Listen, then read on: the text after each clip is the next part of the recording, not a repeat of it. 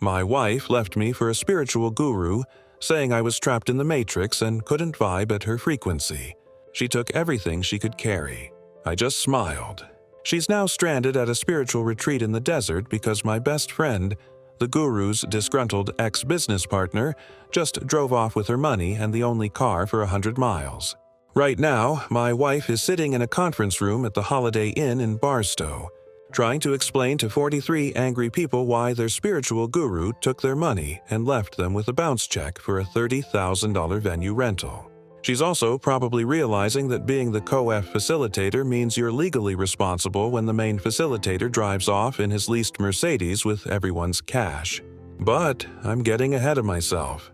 Let me start from the beginning because this whole situation is absolutely insane, and I need to tell someone who will appreciate the cosmic justice of it all. I'm Jake, 38, and I work in IT for a medium-sized company. Nothing fancy, but it pays well, and I've been there long enough to have decent benefits. My wife, Linda, was 35, worked as a yoga instructor at a chain gym. We'd been married 8 years, together for 10. Life was pretty normal until about 2 years ago. It started with YouTube videos. Linda discovered this whole corner of the internet dedicated to wellness and consciousness expansion. First, it was just morning meditation videos and green smoothie recipes. I didn't care. If watching some woman in Bali talk about chakras while making spinach juice made her happy, great. Then she found Anthony. Anthony ran a channel called Ascending Beyond the Matrix, where he'd post these 3-hour videos sitting cross-legged in what looked like a rented studio with fake plants. He wore all white, had this perfectly groomed beard, and talked in this slow, measured way about frequencies and dimensions, and how we were all trapped by density thinking. I watched one video with her because she insisted 3 hours of this guy explaining how the government uses fluoride to calcify your pineal gland, and how eating meat lowers your vibration to slave frequency. He had this whole cosmology worked out where there were 12 dimensions, and most people were stuck in the third because they watched TV and paid taxes. This is complete nonsense. I told Linda when it finally ended. That's exactly what someone in the third dimension would say. She replied, completely serious. Linda, he just spent 20 minutes explaining how aliens built the pyramids to charge crystals. You weren't really listening. He said they were interdimensional beings, not aliens. That should have been my sign to run. But after 8 years of marriage, you don't bolt at the first sign of weirdness. Everyone's entitled to an odd hobby. My buddy collects vintage lunchboxes. Linda's thing was just different. But it escalated. She started watching Anoni's videos every day. Does that then she found out he had premium content for $190 a month? I said, absolutely not. That's a car payment. So she paid for it from her own account. We'd always kept separate fun money accounts along with our joint account for bills. So technically it was her money to waste. The premium content was worse. Now, Anthony was teaching about light codes and DNA activation and how his true followers could learn to photosynthesize like plants if they reached the right frequency. Linda tried it for a week, claiming she didn't need food anymore. I caught her at 2 a.m. standing in front of the open fridge eating leftover pizza with her hands. I thought you were photosynthesizing, I said. I'm just grounding myself with earth-based nutrition, she replied. Mouthful of pizza. Then came the workshops. $50 for a 2-hour online session where Anthony would guide people through quantum breathing or Maraba activation or some other made-up nonsense. Linda attended religiously. Our credit card statements started showing these recurring charges. $50 here, $75 there, $30 for a PDF about sacred geometry meal planning. I tried talking to her about it. Linda, this guy is clearly running a scam. Look at his website. He's selling blessed water for $40 a bottle. It's not blessed. It's structurally aligned through sound frequencies. There's science behind it. What science? Show me one peer-reviewed study. She pulled up some blog posts from a website called Quantum Truth Revealed. Net that looked like it was designed in 1997. The study was just testimonials from people who bought the water. 6 months into her Anthony obsession, she announced she wanted to attend his weekend retreat in Sedona. Consciousness Activation Intensive. 3 days for $2,000. Absolutely not. I said that's insane money for a weekend. "I have my grandmother's inheritance," she said. This was news to me. Apparently, she'd been sitting on about $15,000 from when her grandmother passed 2 years ago. "It's my money, and this is what Grandma would have wanted. Your grandmother was a Presbyterian who thought yoga was satanic. She definitely wouldn't want this." But Linda went anyway, came back with crystal jewelry, a new vocabulary full of cosmic terminology and stories about how Anthony had activated her light body and shown her past life memories. Apparently, she was an Atlantan priestess. Of course she was. The relationship deteriorated fast after that. Every conversation became about frequencies and dimensions. She'd insist on playing Anoni's videos during dinner. She bought crystals that cost more than our monthly grocery bill and placed them around the house to raise the vibration. She tried to throw away our microwave because Anthony said it corrupted food's natural frequency. I drew the line when she wanted to cancel our health insurance. "We don't need it," she said. "Anthony taught us how to heal with intention. Disease is just blocked energy. Linda, that's not how cancer works. That's such a third-dimensional mindset." 8 months ago, she announced she was attending Anoni's Master Facilitator training, a full week in the desert for $5,000. She'd learned to run her own workshops and spread his teachings. It was limited to his most devoted students. "You can't be serious," I said. "I've never been more serious about anything. This is my calling. Your calling is to give some con artist $5,000 to sit in the desert. You'll never understand because you're spiritually closed off. Anthony says people like you are energy vampires." That stung. 8 years of marriage and I'm an energy vampire because I don't believe in interdimensional aliens and crystal healing. She went to the training. When she came back, she was different, distant, like she was looking through me instead of at me. She spoke in this weird, affected, calm voice all the time. Even when she was clearly angry, she'd meditate for hours, sitting in our living room, surrounded by crystals, playing these droning sounds that she claimed were galactic frequencies. 2 weeks after she got back, I came home from work to find half her stuff gone and divorce papers on the kitchen counter. The sticky note on top said, "Our soul contracts have completed. Anthony and I are twin flames meant to ascend together. I'm choosing love over fear." I sat at that kitchen counter for an hour just staring at those papers. 8 years and she left me for a YouTube guru named Anthony. The divorce papers were insane. She wanted half the house value, half my 401k spousal support for 3 years. Her reasoning was that her spiritual work during our marriage had energetically supported my career success. I called a lawyer the next morning. Good thing too, because Linda started posting on social media about our split immediately. According to her posts, I was spiritually abusive, had tried to dim her light, and was trapped in toxic masculinity that couldn't handle her evolution. She actually used the phrase financial abuse because I wouldn't pay for her retreats. My lawyer, a no-nonsense woman named Carol, looked at the posts and actually laughed. "She left you for another man, and she's calling you abusive for not funding it. This is going to be a very easy case." While Carol handled the legal stuff, I tried to move on with my life. The house felt empty but peaceful. No more meditation music at 5 a.m. No more crystals in the dishwasher.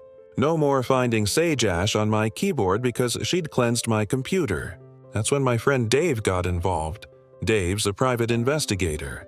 Used to be a cop until he got tired of the bureaucracy. We were having beers one night and I told him the whole story. "Anthony Enlightenment?" he asked, nearly spitting out his beer. That's what he's calling himself now. "You know this guy?" "Oh, I know Martin Kowalski. He dated my ex-girlfriend's sister back in 2018. Called himself Anthony Awakening then. Scammed her for about $8,000 before disappearing. He runs the same con every few years in different states." Dave pulled up his laptop and started showing me Anoni's history. Different names, same scam. Martin Kowalski from Riverside, California. 2 bankruptcies, a failed supplement company, 3 exes with restraining orders. He'd been Anthony Enlightenment, Anthony Awakening, Martin Ascension, even tried calling himself Cosmic Martin for a while. This guy's like a spiritual grifter Pokemon. Dave said he just evolves into a new form every time he gets caught. "Can we report him for what? Being full of crap isn't illegal. He's careful. Always delivers some kind of service, so it's not fraud. Moves before anyone can build a real case. Never stays in one state long enough for authorities to care. Then Dave found something interesting. Anthony had a new retreat scheduled. The Ultimate Consciousness Convergence. A week-long intensive in the desert. $5,000 per person, limited to 50 spots. And there was Linda listed as co-F facilitator. Your ex is helping him run it, Dave said, showing me the website.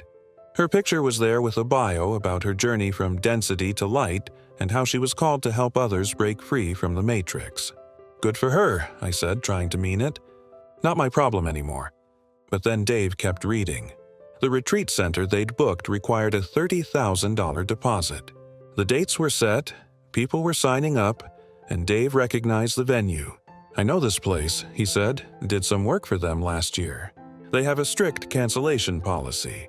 If you don't pay in full 48 hours before the event, they keep the deposit and can sue for the rest. A plan started forming in Dave's mind. I could see the gears turning.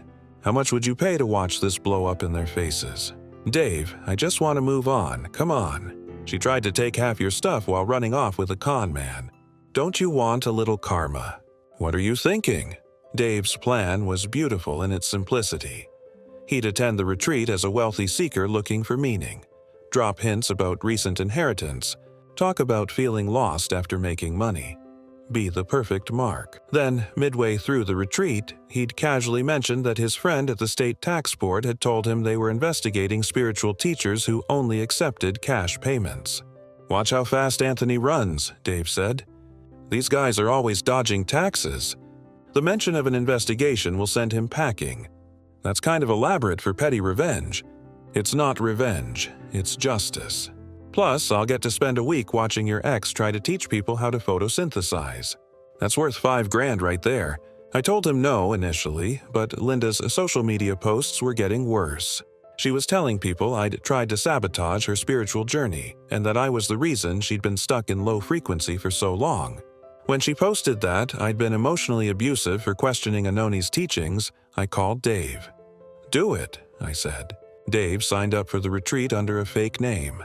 David Goldwater, tech entrepreneur seeking meaning after selling his company. He created a whole backstory, even set up social media profiles. The man was thorough. The retreat started on a Monday. Dave drove out to the venue, a ranch about 2 hours from the city that advertised itself as a transformational space, but looked like an old dude ranch with some Buddhist statues scattered around. He sent me updates when he could sneak away. Day 1 just arrived. Anthony greeting everyone in full guru costume, white linen, everything.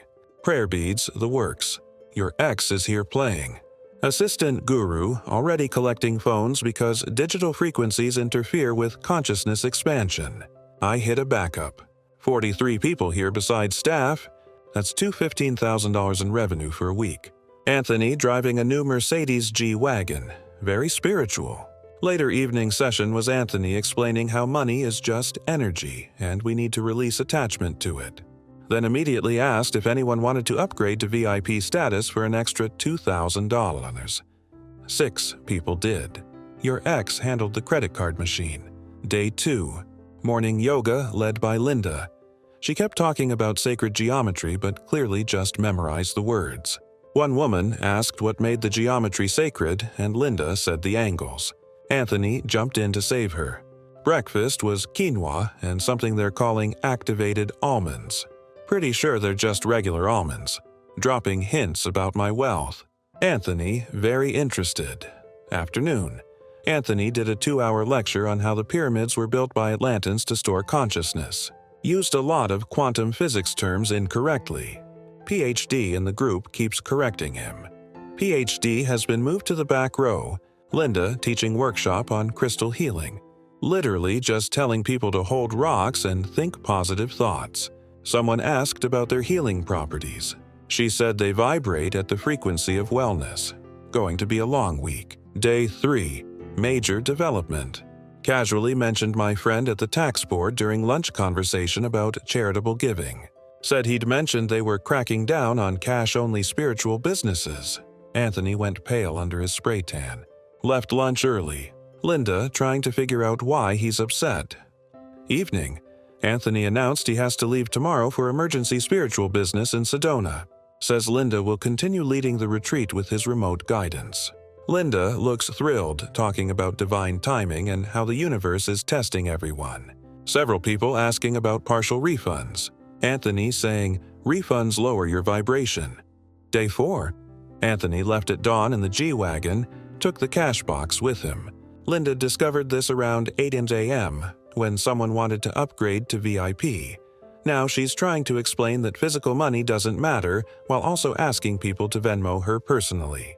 Crowd getting restless. PhD guy pointing out logical inconsistencies in everything. Linda close to tears but maintaining her high-frequency voice. Noon. Venue manager just showed up. Anoni's check for the balance bounced. Needs $30,000 by end of business day, or he's shutting down the event and calling police. Linda, on phone with Anthony, can hear her from across the ranch. He's not answering. She's trying to maintain calm, spiritual voice while obviously panicking. Day 5. Complete meltdown. Linda had to admit Anthony isn't coming back. Tried to spin it as a lesson about non-attachment. Crowd not buying it. PhD guy actually giving impromptu lecture on cognitive biases and sunk cost fallacy. Half the group listening to him instead of Linda. VU manager threatening legal action. Linda maxing out personal credit cards to cover some costs. Several people demanding refunds. She's explaining that she's not responsible for Anoni's business decisions. Someone pointed out website lists her as COEF facilitator. She's now locked in the conference room on the phone with lawyers. Final update. Retreat ending 2 days early. VU manager accepted $15,000 from Linda's cards as partial payment, setting up payment plan for rest. Most attendees left angry. Linda still here trying to figure out how to get home. Her car was apparently Anani's and he took it. Offered her a ride.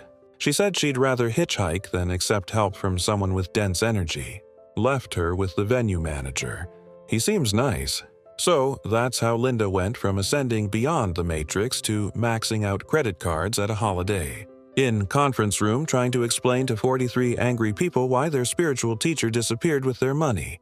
She made it back to town, eventually started blowing up my phone about how I'd sabotaged her divine mission and sent negative energy to destroy her work. When I pointed out I hadn't done anything except refuse to fund her guru worship, she accused me of spiritual warfare. The legal aftermath was interesting. Several attendees filed complaints with the Better Business Bureau and the State Attorney General. Linda, as the listed COEF facilitator who'd handled financial transactions, was named in several civil suits. She tried to get me to help with her legal bills. You have $15,000 in grandmother inheritance. I reminded her I invested that in Anoni's Costa Rica retreat center. There is no retreat center, is there? Not yet, he's still raising funds. She actually still believed in him even after he'd abandoned her with a $30,000 bill and a room full of angry people. My lawyer, Carol, was having a field day with the divorce proceedings. Linda's social media posts calling me abusive were undermined by her publicly thanking Anthony for saving her from a toxic marriage. Her request for spousal support was denied when Carol showed she'd spent $50,000 on retreats and workshops in 2 years while claiming financial hardship.